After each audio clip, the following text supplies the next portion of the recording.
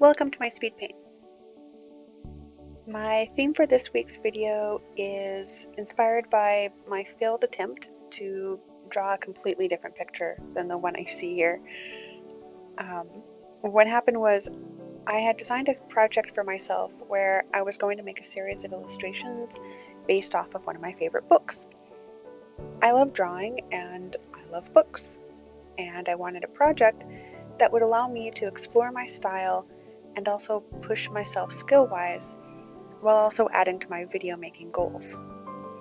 My sister had helped me brainstorm project ideas and I was all excited to start.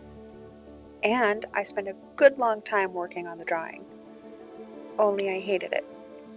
It was one of those times where you think you can fix it in the next step, like, oh, maybe it'll look better once I add color. Maybe shadows will help.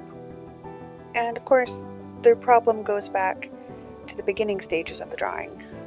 I chose a boring composition and my figures were stiff and wonky. I spent a long time reworking the figures, fighting for a cohesive style, and I tried to add interest with my colors. And I still hated it. What didn't help was that I didn't have time to hate it, because I didn't have time to figure out how to fix it. Anything I tried just felt like I was digging myself closer to the art bog of despair, and I did not have time for that. Luckily, two things happened that may not have felt good at the time, but probably helped me in the long run. The first was that I touched base again with my sister. She's a literal project manager, and she's not unfamiliar with executive dysfunction, so she's been helping me along my art journey lately. After we talked about my progress, she basically gave me the permission I needed not to just give up on the drawing. I can be a pretty stubborn person, and logically, I didn't see any reason why I couldn't fix that stupid drawing. Giving up felt like failure, and the whole point of this project was to push myself to be a better artist. So logically, I should be able to fix it. But by giving up on that one drawing, it allowed me to take a mental step back and reevaluate my situation. Without the pressure of fixing that drawing, I was able to make a new plan that fit within my time crunch and still meet my overarching goals: to practice drawing better by making pretty pictures and recording my process. I haven't fully given up on this book project, but until I figure out how to make that work, the important thing is to not lose momentum and to keep making something, anything, which kind of brings me to my second thing that happened. Basically, my body decided it needed a day or two not to do anything productive. Productivity was planned. It was in my new exciting schedule and everything. But I woke up the next day feeling on the verge of a migraine. For those of you lucky enough not to suffer from those, there are usually 3 stages of a migraine. It's different for everyone, but for me, the pre-migraine symptoms include a heavy fatigue and brain fog. If I'm lucky, I can sometimes forego the whole painful bit of the migraine if I just allow myself to sleep through my fatigue. It worked this time around, thank goodness, but it meant being completely useless for a day and a half, which was really frustrating at the time. But looking back on it, by the time I was able to start a fresh new drawing idea, I was in a completely different headspace from when I gave up my old one. Yes, I had a bigger time crunch, but that just meant I should draw something fun and easy.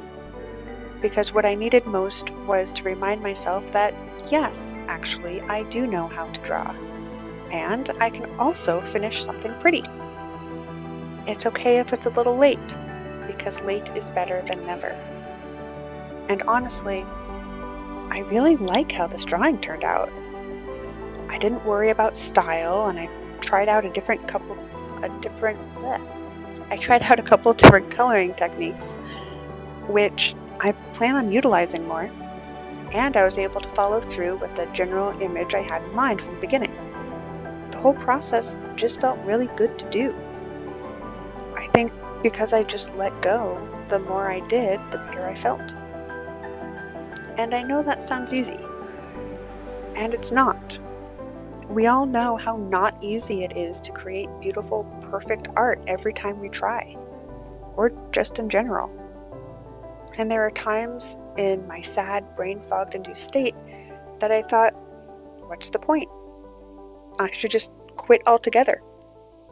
Obviously, I'm not cut out to be an artist.